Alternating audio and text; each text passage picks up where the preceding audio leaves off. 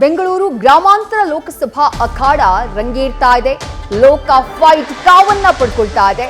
ಹೊಸ ರೀತಿಯ ರಣತಂತ್ರಕ್ಕೆ ಮುಂದಾಗಿದ್ದಾರೆ ಡಿಕೆ ಸುರೇಶ್. ಜೆಡಿಎಸ್ ಹಾಗೆ ಬಿಜೆಪಿ ಕಾರ್ಯಕರ್ತರಿಗೆ ಕಾಂಗ್ರೆಸ್ ಅಭ್ಯರ್ಥಿಯಾಗಿರುವಂತಹ ಡಿಕೆ ಸುರೇಶ್ ಗಾಳವನ್ನ ಹಾಕಿದ್ದಾರೆ. ಹಾರೋಹಳ್ಳಿ ಜೆಡಿಎಸ್ ಅಧ್ಯಕ್ಷ ಮಲ್ಲಪ್ಪ ಅವರನ್ನ ಕಾಂಗ್ರೆಸ್ಗೆ ಸೇರ್ಪಡೆ ಮಾಡಿಕೊಂಡಿದ್ದಾರೆ.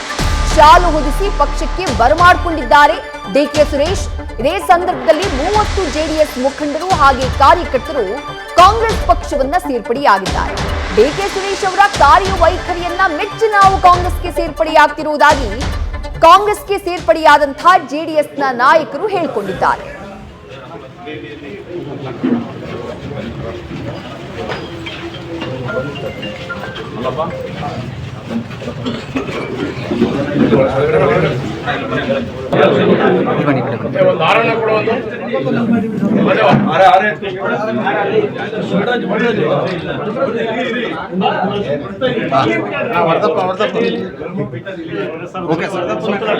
ಬ್ರೋ ಈ ಕಡೆ ಬನ್ನಿ,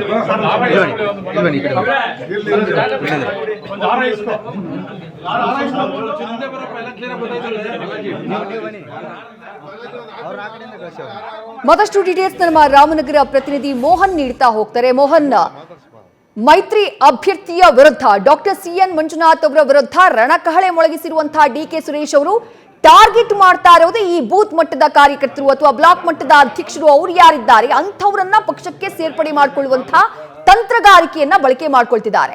ಎಷ್ಟು ಹೊಡೆತ ಕೊಡಬಹುದು ಇದು ಅಂತ ಹೇಳಿ ಮೈತ್ರಿ ಅಭ್ಯರ್ಥಿಗೆ?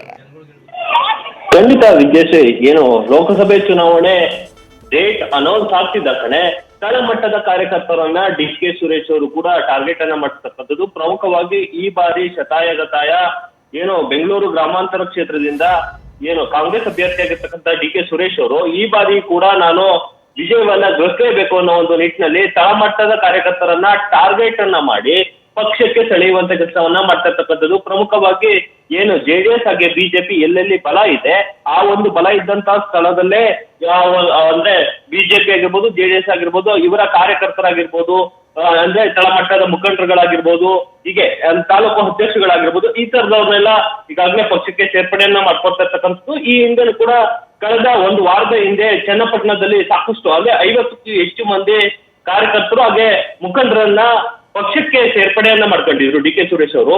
ಈಗ ಏನೋ ಜೆಡಿಎಸ್ ಅತಿ ಹೆಚ್ಚು ಬಲವಿರ್ತಕ್ಕಂತಹ ಹಾರೋಹಳ್ಳಿ ಕ್ಷೇತ್ರದಲ್ಲೂ ಕೂಡ ಸದ್ಯ ಏನು ಜೆಡಿಎಸ್ ನ ತಾಲೂಕು ಅಧ್ಯಕ್ಷ ಆದಂತಹ ಮಲ್ಲಪ್ಪ ಅವರನ್ನು ಕೂಡ ಟಾರ್ಗೆಟ್ ಮಾಡಿ ಅವರನ್ನು ಕೂಡ ಪಕ್ಷಕ್ಕೆ ಸೇರ್ಪಡೆಯನ್ನ ಮಾಡ್ಕೊಂಡಿರ್ತಕ್ಕಂಥದ್ದು. ಹೀಗಾಗಿ ಎಲ್ಲ ಒಂದ್ ಕಡೆ ಜೆಡಿಎಸ್ ಹಾಗೆ ಬಿಜೆಪಿ ಮೈತ್ರಿಗೆ ಒಂದು ಎಲ್ಲ ಹೊಡೆತ ಬೀಳುವ ಸಾಧ್ಯತೆ ಕೂಡ ಹೆಚ್ಚಿರ್ತಕ್ಕಂಥದ್ದು. ಪ್ರಮುಖವಾಗಿ ಏನು ಬೂತ್ ಮಟ್ಟದ ಕಾರ್ಯಕರ್ತರು ಏನಿದ್ದಾರೆ ಇವರು ಅತಿ ಹೆಚ್ಚು ಮತಗಳನ್ನ ಹಾಕುವಲ್ಲಿ ಸಾಕಷ್ಟು ಕೆಲಸವನ್ನ ಮಾಡ್ತಾರೆ.